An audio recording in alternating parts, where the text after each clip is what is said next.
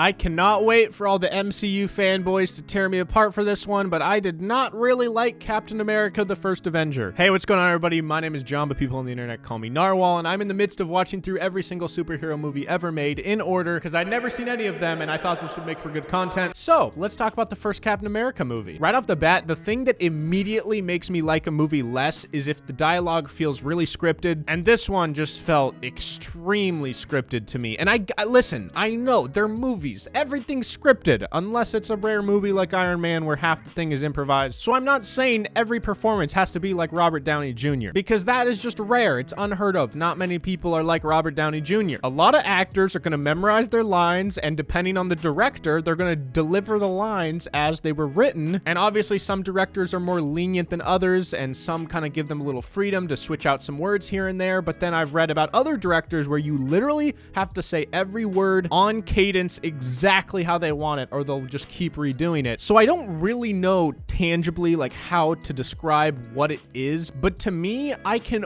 always differentiate between a movie that feels scripted and a movie that just feels authentic, that sucks me in, and I feel like it's a real person in a real world doing this. And as a fan of cinema, I'm willing to accept whatever universe the director creates. I'm willing to accept that. I'm open to a story on Mars. I'm open to a different civilization entirely. I'm open to stories on Earth. I'm open to stories where it's all in a demon world underground. There's nothing that can't be done, but I think the biggest thing is it has to feel authentic. It has to feel like in this world, this is how the characters would interact with each other. And in this world, I believe that this is how they would talk. And I truly, to this day, don't know what the differentiating factor is between the movies that I feel like have it and the ones that don't. But this one just didn't have that sense of authenticity that I wanted. And I'm sorry, I know people love Captain America so much, but every time he talks,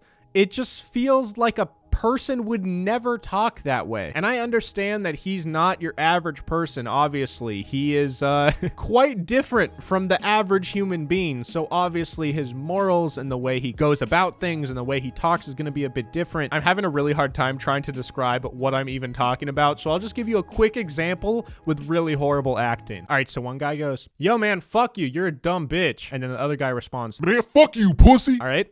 So that's one interaction. And then another interaction that I hate that's like more movie-ish is this. "Yo, man, you're a dumb bitch." Man, don't make me come over there. You know what I'm saying? Like those, to me, I'm sorry, those probably to you guys seem the exact same. But to me, like, there's just a way in which lines are delivered in like literally over half these movies that I just cannot connect with. And I really do feel like Captain America, like, perfectly exemplifies that. And let me make it very clear, I don't think that makes a movie objectively bad. I think that a lot of times and to a lot of people that works really well. And a lot of times you go into a movie because you want an escape from reality. You don't want just a mirrored version of reality. I mean, that's usually what I like, but I understand that a lot of people go to a movie to escape reality, to get something different. And part of that difference might be the way in which characters interact with each other and talk. But as soon as I hear a character give a line in a way that sounds like a fucking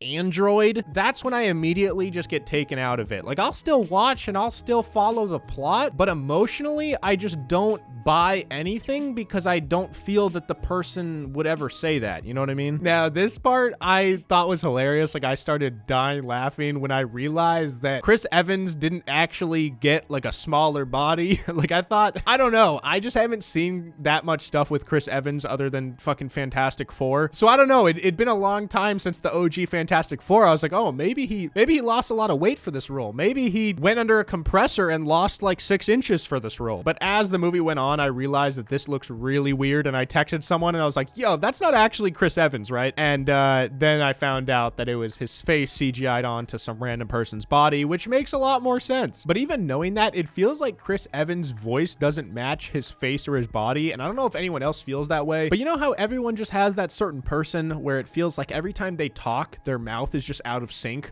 Or there's some people, I was talking to someone about this the other day. So I'm a videographer and video editor and stuff. And in the past, I've noticed that there's certain people whose faces you feel like you can never get in focus. And it's not an issue with the camera or the lens. It's just like certain people's faces themselves just don't look like in focus. You know what I mean? I'm just saying, to me, for whatever reason, it always seems like Chris Evans' voice doesn't fit his face or his body. Anyway, one thing I really wish this movie did was show more of Captain America learning how to use his shield, because it doesn't really show any of it. It just shows him using it in battle. I just think it'd be really cool if they showed him learning like what it's made of, how it can bounce off walls, like the different techniques and ways to get it off from my arm to then throw it, and like, I don't know, just a little training sequence would have been cool. But other than that, man, I don't know. I mean, this movie was extremely forgettable to me. I definitely will never watch it again. I don't know. I mean, Captain America's definitely my least favorite superhero in general. Not like the movie, but I'm just saying as a hero, I just don't really care about Captain America